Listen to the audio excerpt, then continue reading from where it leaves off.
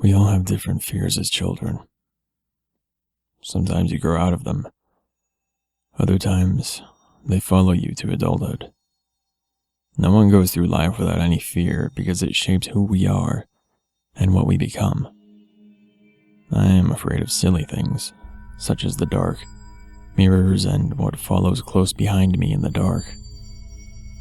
We all have experienced the feeling of being watched. But do we always dare turn around? When we do turn around, what do we see?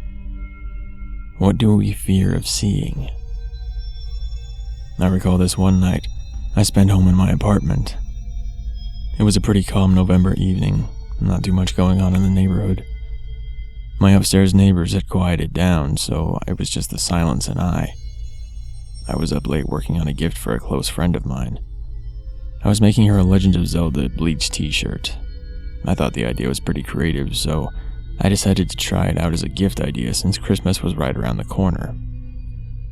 The time was about 11 o'clock in the evening, and I had about half of my friend's gift done.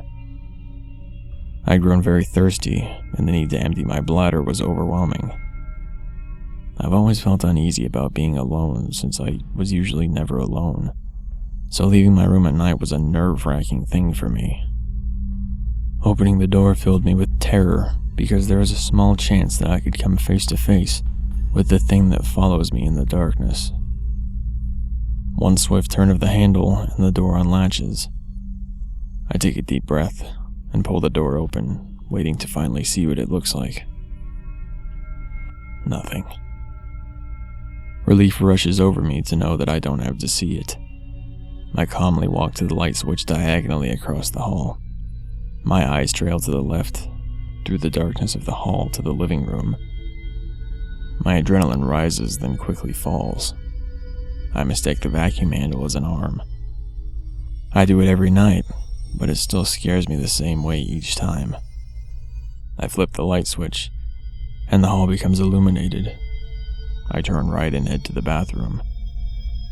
I get to the door, close my eyes, and feel the wall for the light switch. The thought of being touched makes me panic, so I quickly find the switch and flip it upwards. My eyes open up to see my reflection in the mirror. More relief. I do my business and flush. I wash my hands vigorously and turn off the water. I think about those movies where the actor looks up and there's something standing behind them. I look up and it's just me, and the light coming from the hallway. I dry my hands and turn to walk out the door. I stop with my hand on the light switch and look behind at the mirror. My reflection is mimicking me just as it should.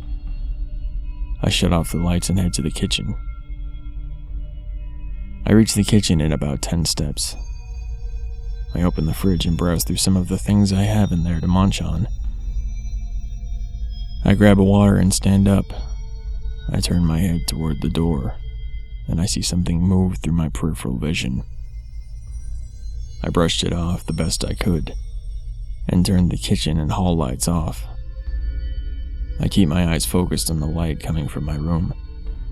The hair on the back of my neck rises as I step foot into my room. Safety and security surround me. I start to close the door. About halfway, a porcelain mask like a face starts to slowly creep around the door frame. It slowly turns towards me, and the empty eyes stare straight at me. I shut the door completely and pretend like I didn't see it, like I have in the past before that night, and like I do every night that passes.